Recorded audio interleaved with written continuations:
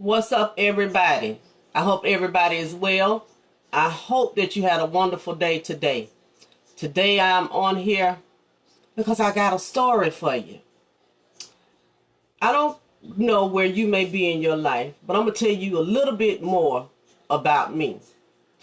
When I tell you I had to go through the renewing of my mind, myself, and the only way that I could do that was with the help of God. Okay? Now, less than 10 years ago, who you see standing right here was not even, she didn't even exist. This Latuska didn't even exist 8 years ago.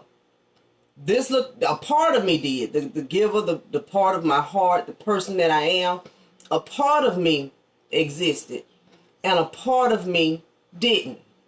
It was a part of me that cried out. A part of me that was not heard. What's up, Alicia? A part of me that just felt like a dot in a big old world. And everybody had a face but me. So in this world that was also within my mind, let me tell you what I did. I turned to drugs and I turned to alcohol. And I think I keep saying this. But those are my truths.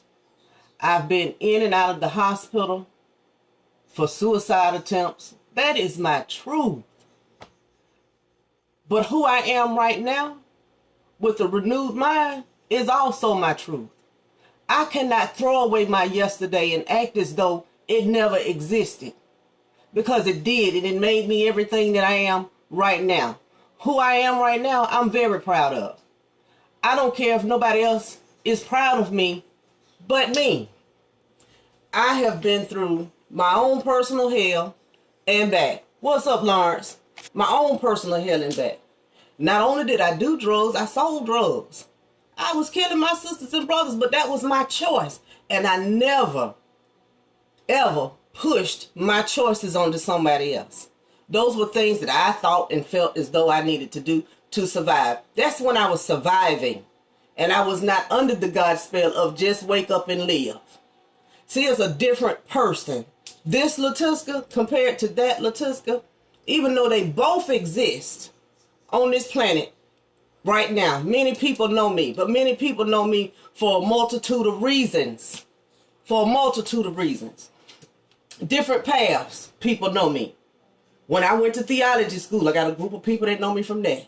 When I went to become a Reiki master, I got a group of people that know me from doing that.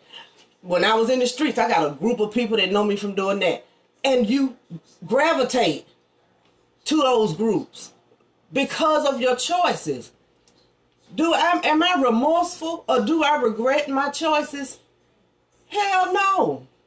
Because if I would regret the life that I've lived, I could not be who I am right now. There is no way I can speak to the hearts and the minds of people and ask them to let go of guilt, shame, and regret when you were making choices that were good at you for that moment in time. I did what I felt was right in the moment of time. And as I evolved in life inside of me, not just my heart, but as my mind began to change, my life began to change. So my life is a living testimony to someone that has walked the same path as I have walked. I will not be regretting a day of my life. There's no need to. I'm not regretting choices that I've made. I made the right choices at that moment, the choices that served me. We have free will. So I got to let that stuff go. I can't walk around with all this stuff. Just keep holding on. I just got to keep holding on to it. I can't let it go. God let it go the moment I made the decision. Latuska was the only person holding on to that stuff. Latuska is no longer holding on to guilt, shame, regret. And I hope someone is listening. I will not allow anyone from my past to come in my present moment and think you're going to destroy me because of who I used to be. If you don't see the presence of the I am that I am right now, I feel for you. Because I am all God has asked me to become. I am the evolution of Latuska. For myself, I can only be the evolution of me. The revelation of self-mastery stands before you, and I will not regret. And I will not be blackmailed. No one can hold anything over my head about a life that I live that I'm willing to tell for myself, that I'm willing to spill my own guts. Because there's a lot of people in their own mess. And my mess may not be your mess. And it took me to go through my mess, through my depression, through my deep rest, through my silence. I had to get silent and give God time enough to slip in. The last time I had to get silent, me and my daughter had gotten into it. Both of us acting like we crazy. And the key word is acting, because neither one of us are both of us are very intelligent people. But acting like we ain't got no sense with one another. And it hurt me so bad till I laid in my bed for 3 days. I want you to understand, I laid in my bed 3 days. I didn't eat for 3 days. I didn't want to talk to nobody for 3 days. I had to get quiet. And in that moment of quietness, I began to see who I had been and my role in the lives of the people around me. But I had to get quiet to see it. I had to get quiet to understand that no, I was not the victim of anything. I was the decider of all of this foolishness. I was the person wanting to be nice and kind and help everybody. I was the person that really didn't have to give, but I wanted to make sure everybody had what they needed. And in that mess, I was miserable. In that mess, there was no clarity. Because in that mess, all I could see was faces and what I needed to do. Mind you, my face was in the background. Never thought of myself. 2000, maybe 17? My mom had been dead about 10 or 11 years. I go to the mailbox.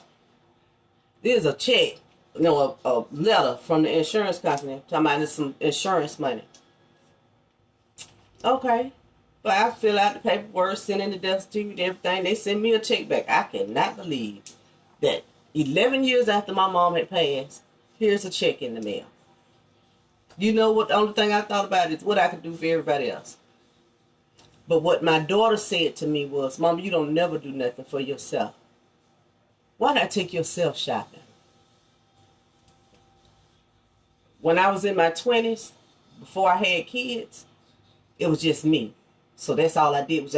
All I had to do was just take care of myself. Had kids, and then my daughter started having kids. And so, hey, now I'm just, I got to help.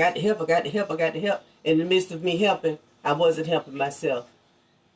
And that probably did bring on my depression. That probably did. And see, I cannot say that that's why I decided to do the things that I decided. I can say this. That was the environment that I was in. And so that was another way of fitting in the environment. That was my choice to do. So I cannot blame anybody for my own decisions. And that's another reason why I do these videos. Because I want you to begin to hold yourself accountable. Hold yourself accountable for the things and the decisions in which you are making in your own life. Do not play the victim. See your self-sabotage. See your addictions. See your unkind ways towards one another. I do it. I checkmate myself every day. I make sure that I'm treating people the way I would like to be treated. I don't care who they are. I don't care what color they are. I don't even care what language they speak. They're going to see a smile on my face and they're going to know I'm saying something kind. That's me. Evaluate who you are. And once you evaluate who you are, look back over your life. And as you look back over your life and you see the many transitions and the transformation from that you have come from to the presence of the great I am in you now, pat yourself on the back. I give you a standing ovation. You have come through both heaven and hell, just as I have. We have had good days and bad days, but all of those days have been blessings to our lives. Now it's what we do with the rest of the days that we have before us, because no man knows the daytime or the hour that it may be our last breath. When Spirit decides to say, and that's a beautiful experience to see the Spirit actually leave somebody's body. That's a magnificent, to see the essence of God. Anyway, that's getting on another subject. Hold yourself accountable and hold yourself responsible. But forgive yourself in all of your ways, because like me, I did not know what I was doing. Not towards myself and not towards the people looking at me. So to the people that were in my life, that were looking at me destroy myself, I say, thank you. I know that you love me. I know that it's not a fake, fraudulent kind of love. I know that it's unconditional love that you have for me. And I want you to know that I finally found it for myself. What's up? I finally found it for myself. And so now that I found it for myself, I would like to set the other captives free. Allow yourself to become free. Stand in the presence of the great I am that you are. See the magnificent person that you are right now. See that magnificent being that God created as perfectly imperfected. Because life will perfect you, and all things that, and all people, and all that love the Lord. God is a God of correcting. He corrects us through one another. The Bible says that we are here to be of service to each other. So look at your interactions and see how that person or those people came into your lives to be of service to you, to make you stronger, to make you see differently, to make your consciousness expand, to make your decisions become different than the ones that you had been deciding. Appreciate every soul that has crossed your path. Forgive them and forgive yourself for harboring and holding things in, because that is what creates dis-ease. The doctors call it disease. Dis-ease comes from harboring. And understand what spiritual, I'm talking about spiritual pain, does. It messes with your heart. A lot of people have heart attacks because they hold grief. They hold grudges. You don't hold grudges. You appreciate people. Appreciate your own growth in every relationship. And as you appreciate people, never regret your own decisions. And understand that you decided for that moment. And in that moment, all was well and you were at peace. And it was perfect for that time. That decision was perfect for that time. So release it and let it go. Open your heart. Inhale. And let it go. Allow people to see who you are now. And if you have people in your life that do not see you for who you have become, and if who you used to be is not a better version now, I suggest that you look in the mirror, because it's not the people on the outside of you that need correcting. It's for us to correct ourselves. What's up, baby? It's for us to correct ourselves. We have to do that to become better people for one another. Nothing no one else has to do. The Bible talks about how can you talk about a splinter in somebody else's eye and you hold a plank. We have that ability to do a self-check within ourselves. But we always on somebody else's porch cleaning up, talking about what they need to do. What do we need to do? I love you. I bless you. And I hope this message helps someone. Do not allow your past. Do not let people from your past hold things over your head like you owe them something. You don't owe nobody nothing. Only thing you owe something to is yourself, because this is your life. That's it. Get with it. Make the choices so that you can grow and bloom in front of those naysayers, in front of those people that say, I remember when. I'm glad you can remember when, but I want you to see now.